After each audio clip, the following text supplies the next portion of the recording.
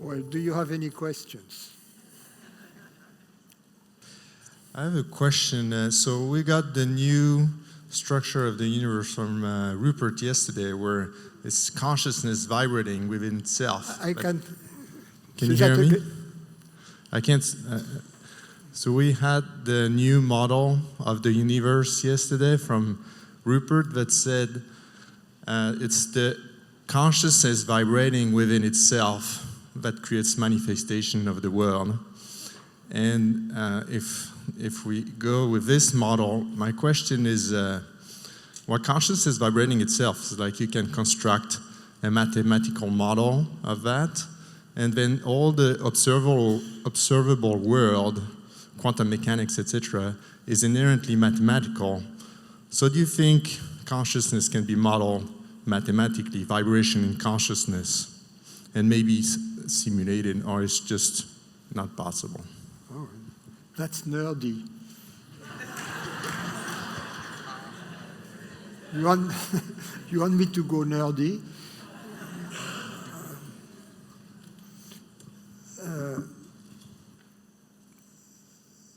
The short answer is no.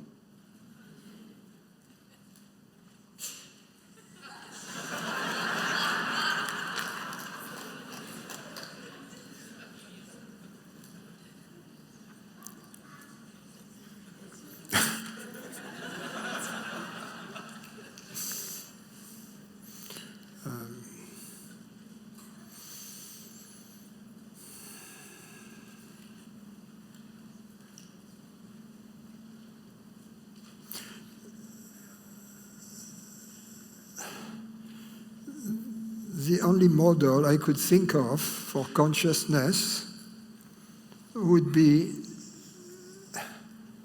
that which cannot be modeled, that which is beyond all models.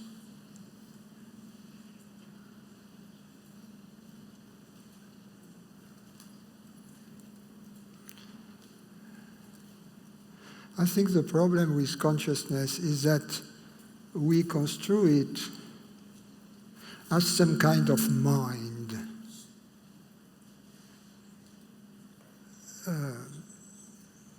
Because we tend to identify mind, the content of consciousness, with the creator and the perceiver, the reality that perceives. So if we, instead of envisioning consciousness as mind, if we see it as reality, we get a different picture. I wouldn't say a model, but we liberate consciousness from the limitations that we inadvertently superimpose onto it, and which in fact belong to mind. Mind is inherently limited.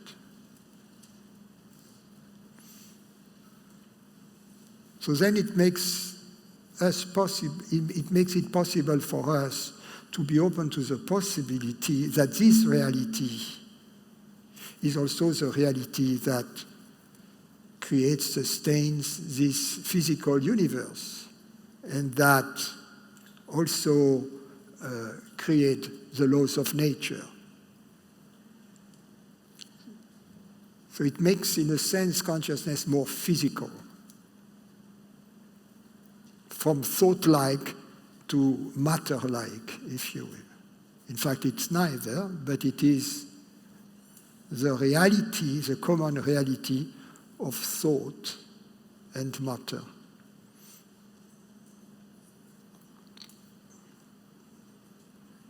Now that everybody is nicely asleep, any other questions?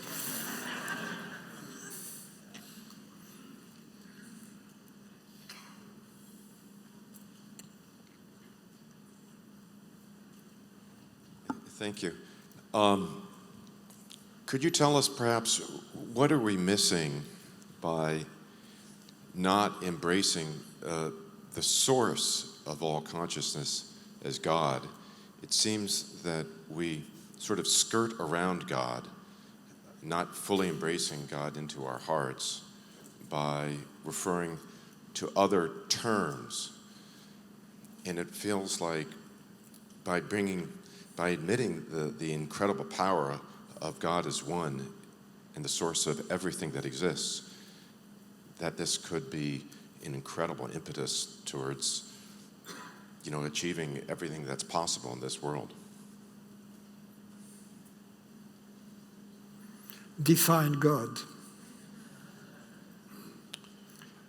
Well, God cannot be defined, right? Perfect. So is there anything God is not?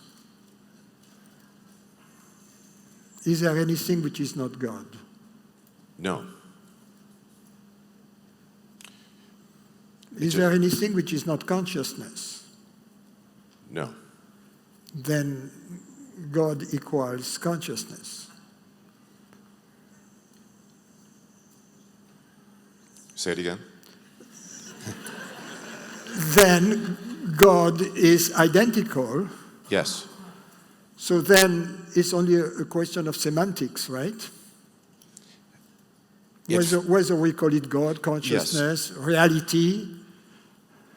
I guess my point is not, yes, it's semantics, but it feels as well, though, that God is also in a relationship. And if we put God as in a semantic term of consciousness, then it's not as personal and as heart-wrenching a relationship as it can be. But I think it's a choice. The words we use depend on the moment, depend on the circumstance, depend on the context. Sometimes I use the word God, which I feel really has kept, in my case, its virginity, because I was raised as an atheist by atheist parents and as a scientist. So I had no preconceived ideas about God. So for me, it's an open thing. So God, consciousness, reality, presence, whatever suits you in the moment suits us, you see. It's the same. Okay. Thank you. Why give it only one name? I'm sorry? Why give it only one name, or why be attached to one name rather than another? Ultimately, all the names are the names of God, because there is nothing that is not God. I agree completely. Thank you.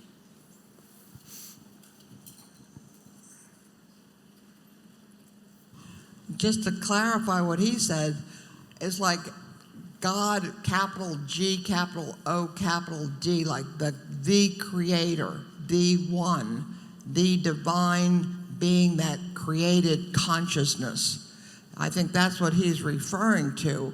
We're missing, that's what makes us divine. We have this one supreme, nameless being creating everyone, unless you don't believe in one being creating everyone. But then who do you give your thanks to? Who do you thank for your consciousness? We're like gods, we're all created as God's, capital G, small o, small d. We're all creators, capital C, small the other letters. Nameless one, all capitals for the big guy, the big gal, the big being. And we're like the created in the image of. So I think that's what he's saying. We need to acknowledge a divine being that created us all in our uniquenesses. That's what's going to get us back on the planet, back in alignment on the planet. If we just go about our own individual human living, we're just going to create the same paradigm. When you say that created us, what do you mean by us? A universe, galaxies, Earth, planets, stars, other beings from other galaxies, a whole kit You and mean caboodle. human beings? Yeah, like before the beginning, when we were just a thought, there was some power. You mean human bodies, right? What about, I mean everybody. No, not just human bodies. Yes. Yeah. What about consciousness? Well, that's part of the thing, too. Yes, you see consciousness as created.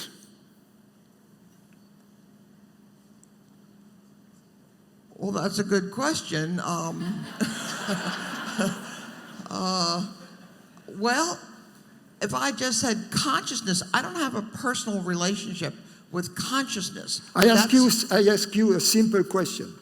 Do you see consciousness as created, yes or no? As created by a creator. As created, meaning something which is created has not always existed. Correct. It began at some point and it ends at some point. Unless you want to call creator divine consciousness. Yeah, but this consciousness which is hearing my words, right this moment, right? Right. There is a consciousness hearing my words, right? Correct. Question, has it been created? It's an abstract kind of, it's like everything that you can't put words to. You can't put words to the mind. You can't dissect it. Let me rephrase my question. Mm-hmm. Did it have a beginning? Well, like everything, no, it's a circle. A circle, it's a figure eight, it's an infinity sign. How do you know that it didn't have a beginning? Because if you say there's a beginning, there's a before the beginning. You see, we are making all kinds of assumptions. It's not linear. It's not linear, so there's no beginning and no end. It's just always, to me, it always has been, always will be. So what's the difference between this eternal consciousness? What kind of consciousness? Eternal, without a beginning, right? Mm-hmm. What is the difference between this eternal consciousness, which is hearing my words, and God? They're one and the same to me. Perfect. Thank you.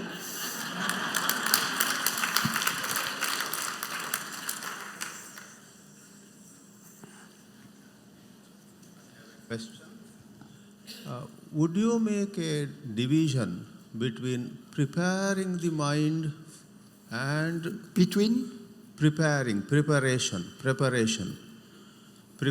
the mind and then the final leap? In the traditional Vedanta, we talk of purifying our mind, reducing impurities. And then it is said, only when the mind is highly pure, this insight will dawn upon one. So we are advised to serve the society, be in selfless activities, or there are other things.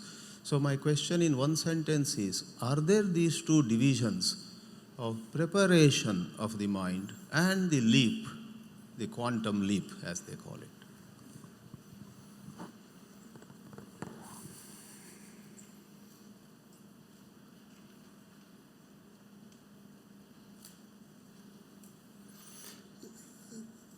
This preparation can be very short or very long. It can be almost instantaneous by asking a question from your guru. The answer, which is made out of words and concepts, may very quickly purify itself and lead to the experience. There are words like that.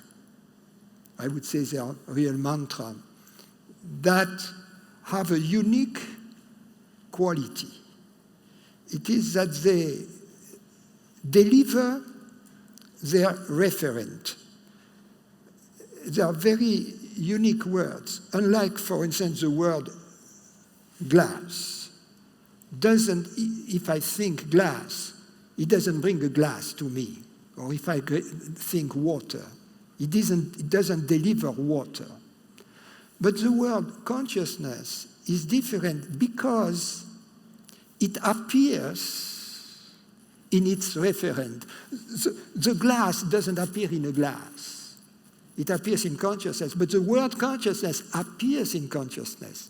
So these words such as consciousness, I, self, reality, have these unique qualities that they appear in their referent. And so these words, in a sense, are a very quick preparation to the experience of our true nature.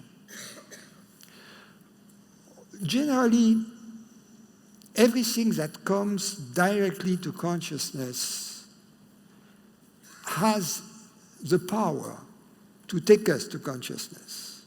You know, sometimes it's the power of the words, through the meaning of the words, but sometimes it's just the music of them. And sometimes it's just the source of them. You know, it reminds me of this story of King Janaka and Ashtavakra. And at that moment, Janaka asks his guru, "You said that the power of the mantra depends on the one who gives the mantra. Could you explain that to me?" And at that moment, Ashtavakra, there was a guard, you know, in the royal palace, says, "Guards, arrest the king." And the guards didn't move. And then the king felt quite bad about it and said, "What? That's a coup, guard, arrest Ashtavakra." Immediately the guards took hold of Ashtavakra. And then he told the king, "See? They didn't listen to me. I didn't have the power. They listened to you."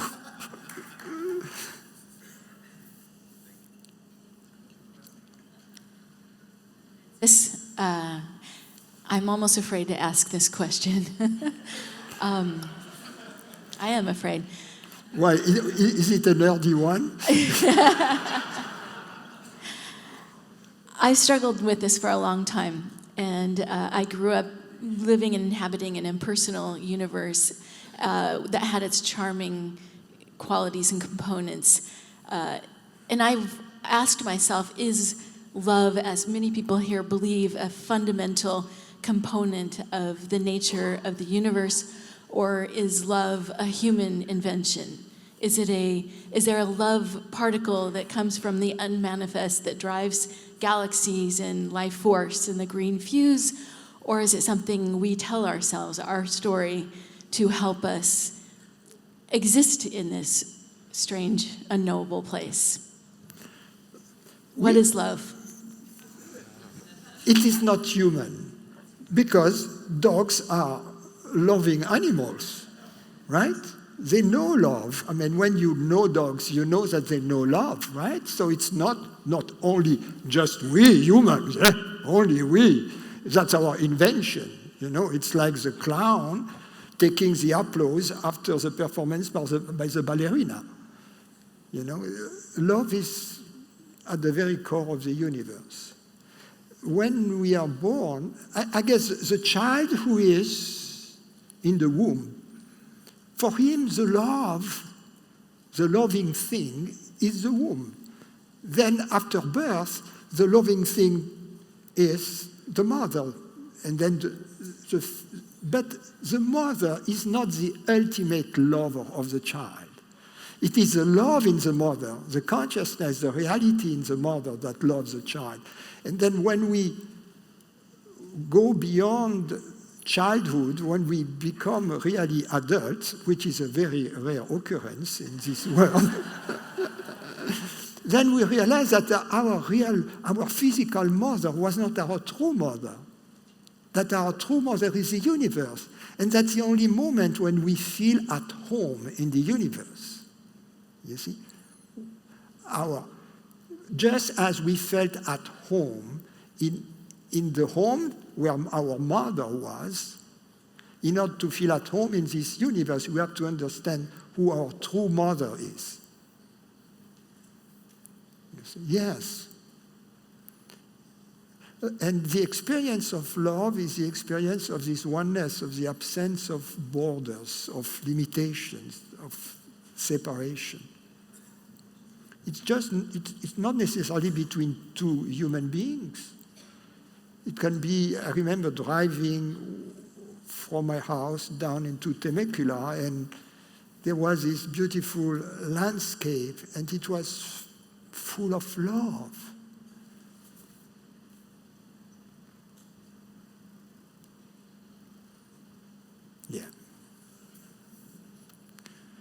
We have only 18 seconds, so I make a very short commercial. If there are more questions, there is going to be a meeting this afternoon. You are most welcome to join. So go ahead. Well, my question is about the connection between mind and consciousness. But the question that I have is, why is that particular connection? We talk so much about love, but we do not love with mind. We love with the heart.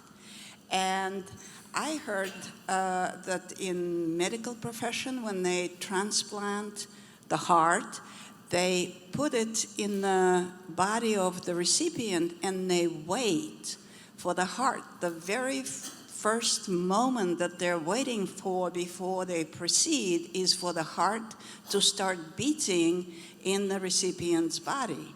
And then, you know, in the traditional Chinese medicine, they kind of have 3 energy centers, and we talk about energy vibrations.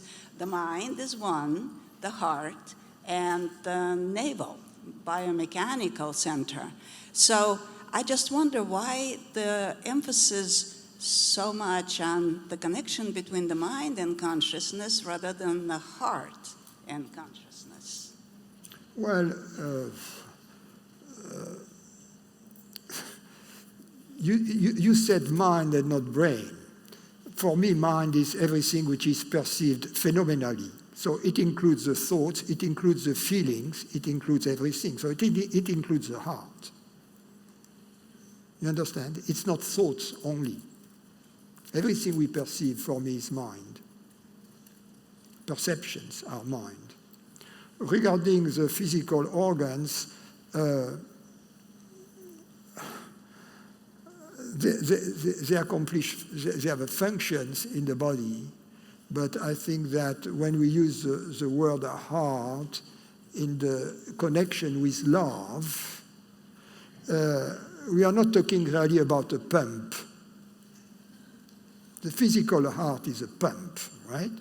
We are not talking about a pump. We are more referring to the center of emotions or feelings, and it may be related to other physiological functions that take place there. For instance, the breathing is very close to this area, the diaphragm. It's not just the heart. Because in fact, we don't feel our heart really, unless we have a serious problem. Anyway, I don't see. Thank you.